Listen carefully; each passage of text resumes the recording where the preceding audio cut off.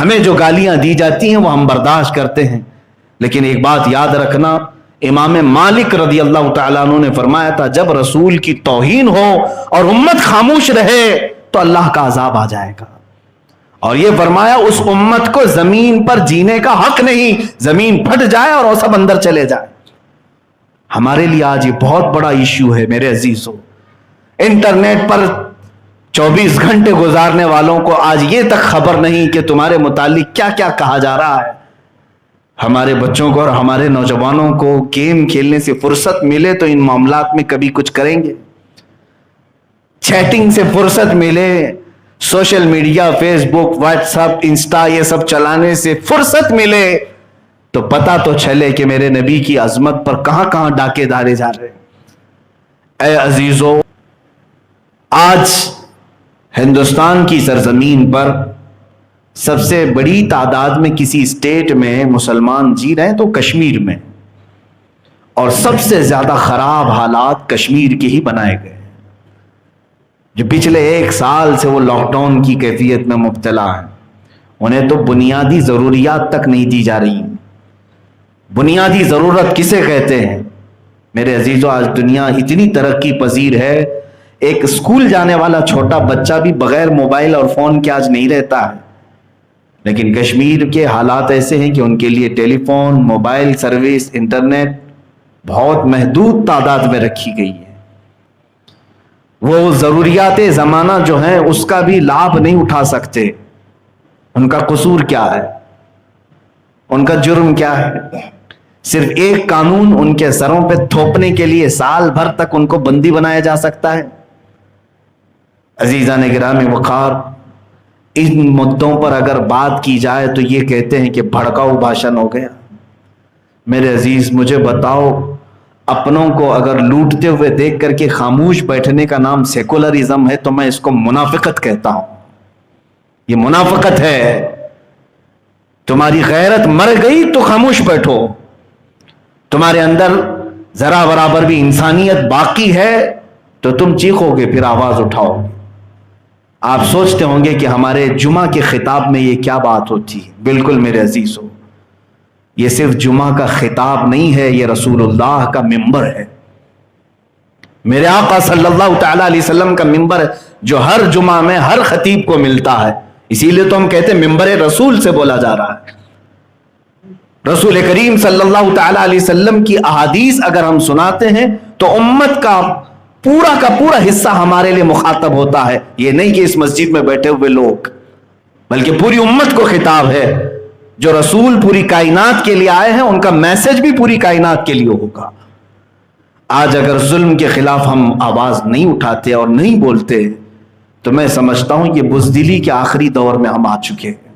میں جس بات کو عرض کر رہا تھا، آزمائش، فتنے کس طرح سے شروع ہوں گے آپ دیکھیں۔ عزیزوں کا قتل ہوگا، انہیں مارا جائے گا، حدیث پاک میں موجود ہے۔ یہاں تک کہ تمہیں آپس میں اس طرح مختلف کر دیا جائے گا کہ تم ایک دوسرے کی گردنیں مارنے کے لیے بےتاب رہو گے۔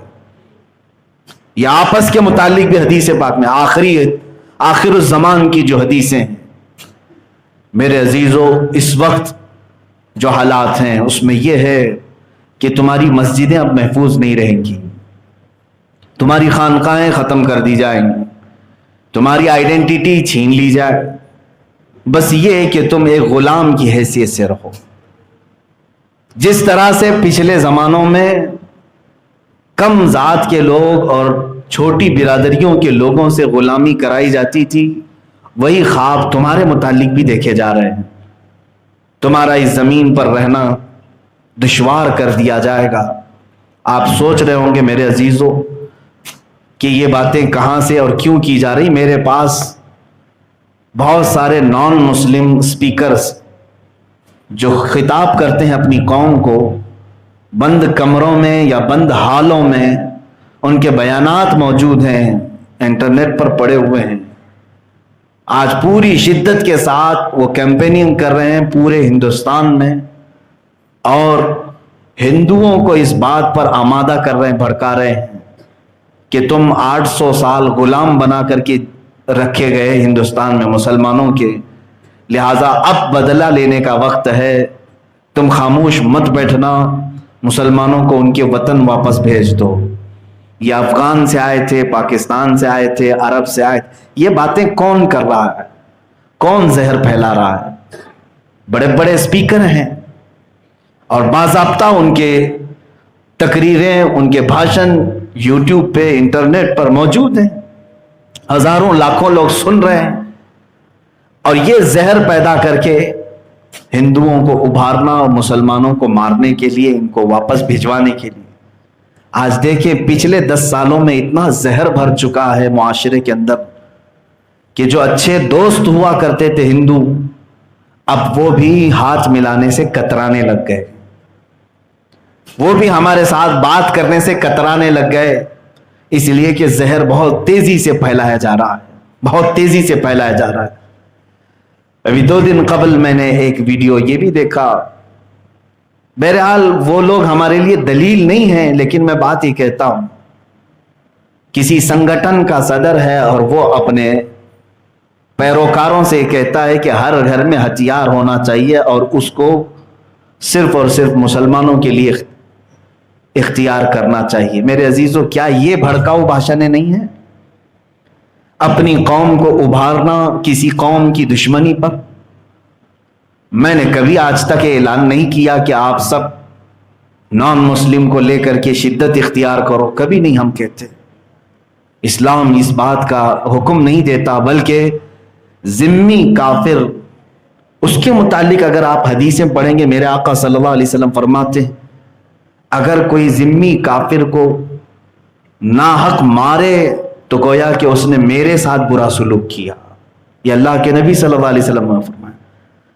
ہمارے ہاں تو اس طرح کے احکام نہیں دیے گئے، لیکن آج جس طرح کا زہر پیدا کیا گیا ہے، اسی زہر کا نتیجہ ہے کہ مسجد شہید بھی ہو گئی اور مندر تعمیر بھی ہو گئی، اور اس کے بعد دوسری مسجدوں پر خونخوار نظریں لگانا شروع بھی ہو گیا۔ ان تمام باتوں کو کبھی میڈیا یہ نہیں کہتا کہ یہ کٹر واد ہیں، مذہب پرست ہیں، لیکن اگر ہم دین خدا کے متعلق، ناموس رسالت کے متعلق بولیں تو ساری میڈیا اچھل کود کرتی ہے کہ یہ کٹر واد ہیں، کٹر واد ہیں۔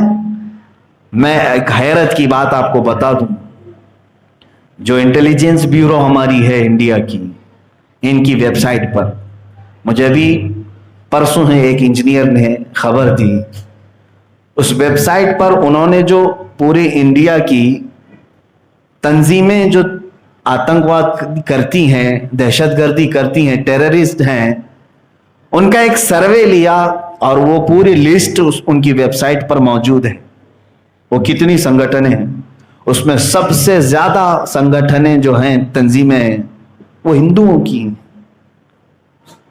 یہ انٹیلیجنس بیورو کی ویب سائٹ پر پڑی ہوئی چیزیں ہیں، لیکن کبھی اس کو میڈیا نہیں بتایا، کبھی میڈیا اس سلسلے میں اچھل کود نہیں کرے۔ میرے عزیزو، ہم یہ کہتے ہیں آتنکواد، دہشت گرد یا ٹیررزم کا تعلق کسی مذہب سے نہیں ہوتا۔ جو ہندو اپنی ہندوؤں کی کتابیں پڑھتے ہیں وہ بھی نرم لہجہ اختیار کرتے ہیں، یعنی وہ اہنسک ہوتے ہیں، اور بہت ساری چیزیں وہ ان کی کتابوں کے جو اخلاق پر مشتمل ہیں اس کو فالو کرتے ہیں، لیکن جو بھڑکائے ہوئے لوگ ہیں وہ پورے ماحول کو آج زہریلا کر چکے ہیں۔ اب یہ زہر اتنا بڑھتا جا رہا ہے میرے عزیزو کہ ایک بعد دیگرے ہماری ہی چیزیں ٹارگٹ پر ہیں۔ اب مجھے کہنا یہ ہے کہ ہم کون سے فتنوں کے دور میں آئے؟ تمہاری مسجدیں شہید ہو گئیں، خاموش رہے۔ ایک دور تھا جب پورے ہندوستان میں لوگ سڑکوں پر باہر آئے ایک مسجد کی شہادت پر، لیکن اس کے بعد اتنا مارا گیا، اتنا بزدل بنا دیا گیا، کیا وہ جن لوگوں نے اس مسجد کو شہید کیا تھا انہیں بھی باعزت بری کر دیا گیا، لیکن اب کسی کے کانوں پر جوں تک نہیں ریگتی، نہ ہمارے نیتاؤں کو، نہ ہمارے لیڈروں کو، نہ ہمارے قائدین کو، سب خاموش ہیں۔ آمنا صدقنا، جو ہو رہا ہے وہ سب ٹھیک ہے۔ اب اس کے بعد ان کو اتنے پر بس نہیں ہوا، زبردستی پارلیمنٹ میں انہوں نے مسلمانوں کے قانون سے چھیڑ خانی کی، 3 طلاق کا بل پاس کروایا۔ کیا ضرورت کیا تھی ان کو؟ لیکن صرف اور صرف ٹارگٹ کرنا تھا کہ تم اپنے پرسنل لا پر یہاں جی نہیں سکتے۔ اس کے بعد پھر کشمیریوں کو لے کر چھیڑا گیا، NRC کے معاملے کو لے کر ابھارا گیا، پورا ہندوستان سڑکوں پر بھی آیا تو یہ ٹس سے مس نہیں ہوئے۔ اور ہمیں آزمائش کا دور، اور میں آپ کو بتا دوں آگے چلتے ہوئے، کل ہی میں نے ایک خبر یہ بھی پڑھی کہ آپ کے اسی اسٹیٹ کی ایک تنظیم نے مطالبہ کیا ہے کہ مسجدوں سے ہونے والی اذان کو بند کر دیا جائے، لاؤڈ سپیکر کو ختم کر دیا جائے۔ شاید ہو سکتا ہے آپ کے کانوں تک بھی پہنچی۔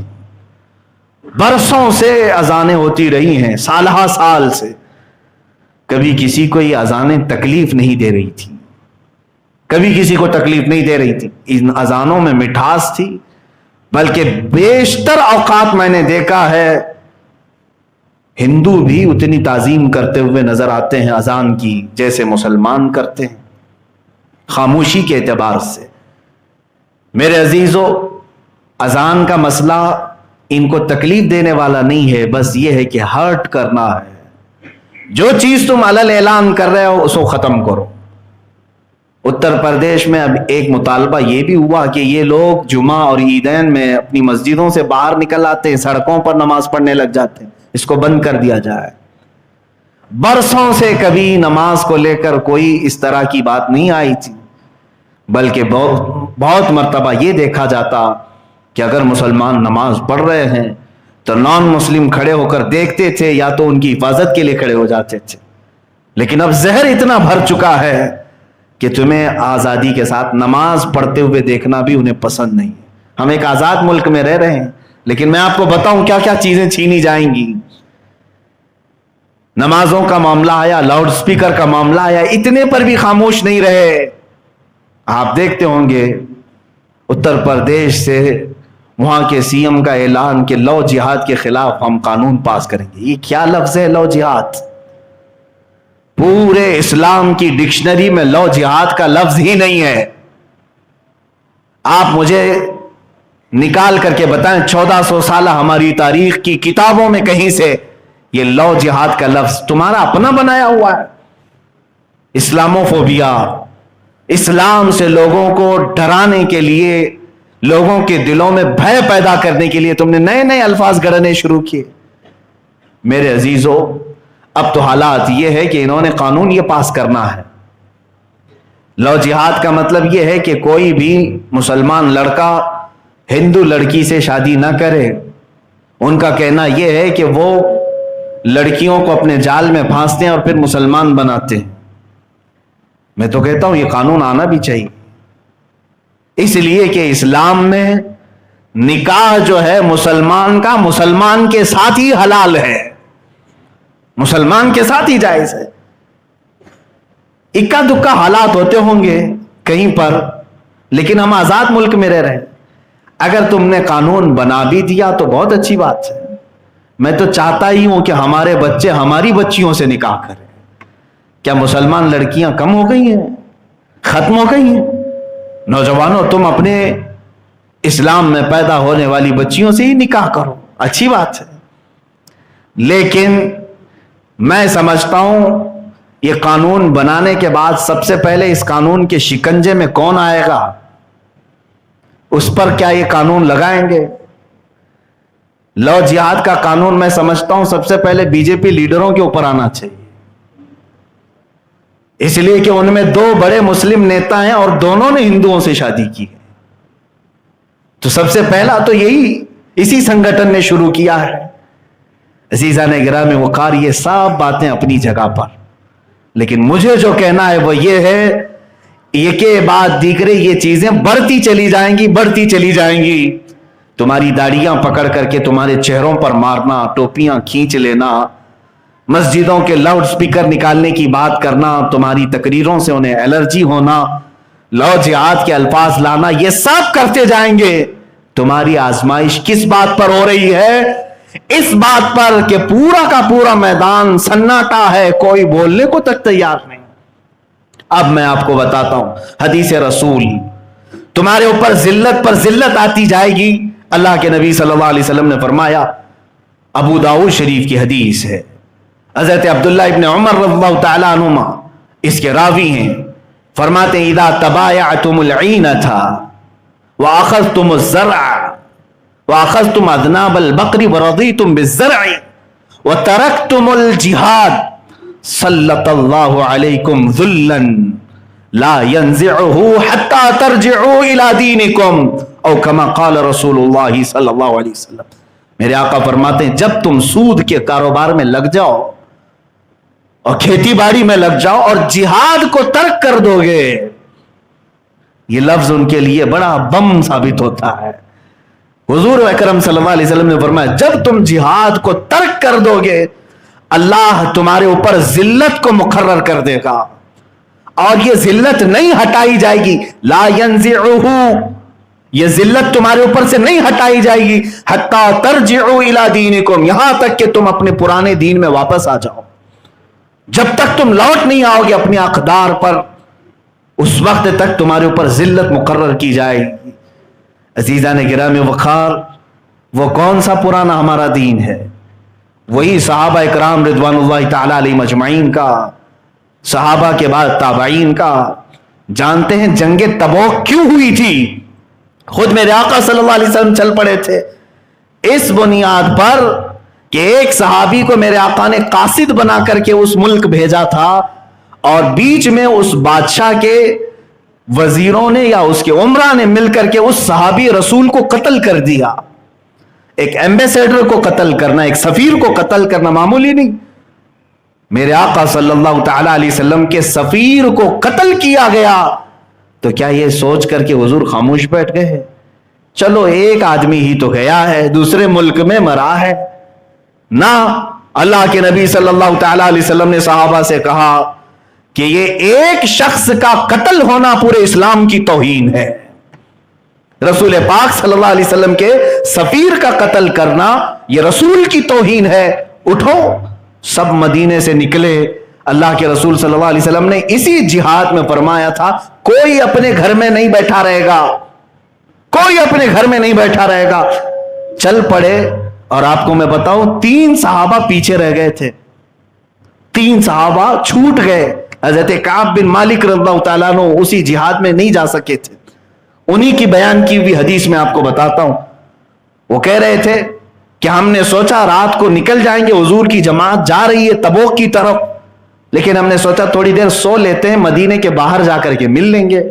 सुबह होने के बाद थोड़ा और काम आ गया, मैंने सोचा दूसरी मंजिल में तेज घोड़ा दौड़ा करके मिल लूंगा। सोचते सोचते रह ही गया, हुजूर चले गए और मैं मदीने में रह गया। इस तरह 3 सहाबा पीछे रह गए। किस लिए? एक सहाबी का कत्ल हुआ है और रसूल करीम सल्लल्लाहु अलैहि वसल्लम पूरे मदीने को लेकर निकल पड़े बाहर।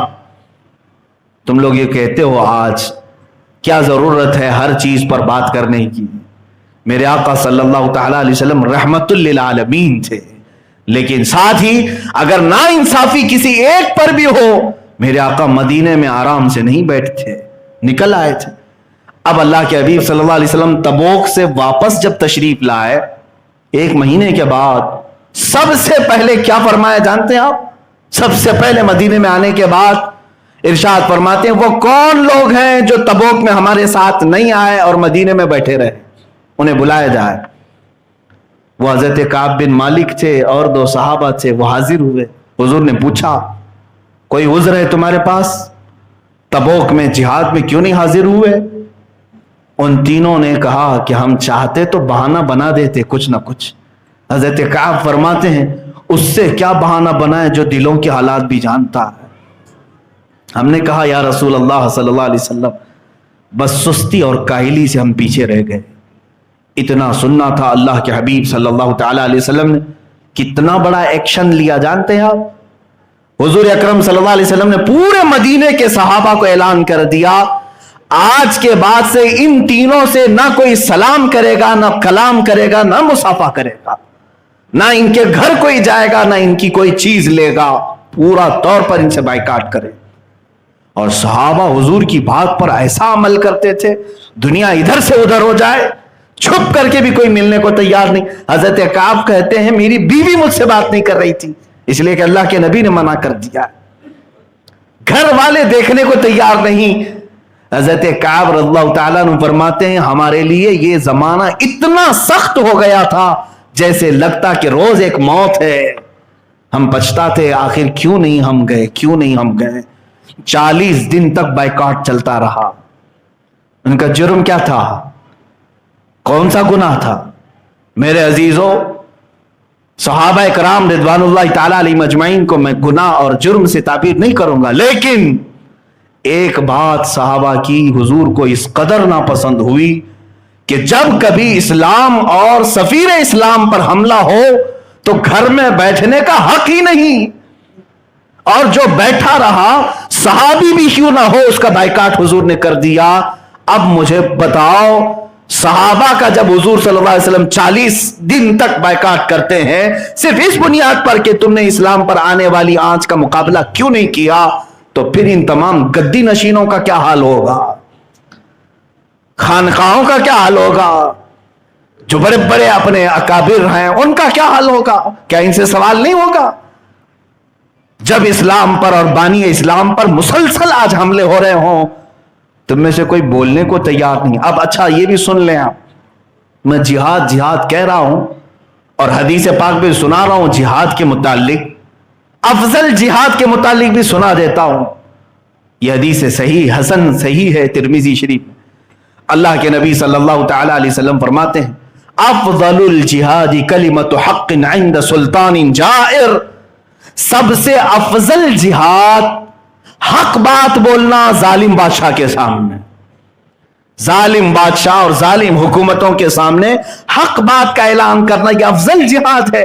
میں اس جہاد کی دعوت دے رہا ہوں علماء ربانیین سے اور صوفیاء کرام سے، مرشد اور مشائخ جو موجود ہیں ان سے، کہ اس جہاد کا تو استعمال کر سکتے ہو کہ حق بات تو آپ بیان کریں۔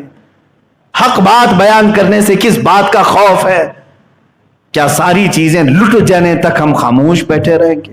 عزیزان گرامی وقار، یہ ذلت ہمارے اوپر مسلسل طاری کی جانے لگے گی۔ ایک بڑا جملہ ہے، کہنے سے بھی ہمارا دل دکھتا ہے۔ پچھلے ہفتے بھی میں نے عرض کیا تھا، آج مجھے یہ خبر ملی صرف ہندوستان کے سوشل میڈیا پر 25,000 پوسٹ ایسی ہیں جس میں میرے نبی کو گالیاں دی گئی، رسول پاک صلی اللہ تعالی علیہ وسلم کی شان میں مسلسل توہین کی جا رہی ہے، بارہا گندے جملے استعمال کیے جا رہے ہیں۔ ہم میں سے کون ہے جو اس کے خلاف ایکشن لے گا؟ ایکشن لینے کا مطلب صرف جھگڑے فساد کر کے قتل و غارت کرنا نہیں، قانونی راستہ بھی تو اختیار کیا جا سکتا۔ ہم میں سے بہت سارے اہل ثروت موجود ہیں، قانون دان لوگ ہیں، بڑی بڑی تنظیمیں اور تحریکیں چلانے والے لوگ ہیں، سب مل کر کے اس بات پر کیوں نہیں کہتے کہ اللہ کے نبی صلی اللہ تعالی علیہ وسلم ہمیں جان سے زیادہ عزیز ہیں، ہمیں جو گالیاں دی جاتی ہیں وہ ہم برداشت کرتے ہیں، لیکن ایک بات یاد رکھنا، امام مالک رضی اللہ تعالیٰ عنہ نے فرمایا تھا جب رسول کی توہین ہو اور امت خاموش رہے تو اللہ کا عذاب آ جائے گا، اور یہ فرمایا اس امت کو زمین پر جینے کا حق نہیں، زمین پھٹ جائے اور وہ سب اندر چلے جائے۔ ہمارے لیے آج یہ بہت بڑا ایشو ہے میرے عزیزوں۔ انٹرنیٹ پر 24 گھنٹے گزارنے والوں کو آج یہ تک خبر نہیں کہ تمہارے متعلق کیا کیا کہا جا رہا ہے۔ ہمارے بچوں کو اور ہمارے نوجوانوں کو گیم کھیلنے سے فرصت ملے تو ان معاملات میں کبھی کچھ کریں گے؟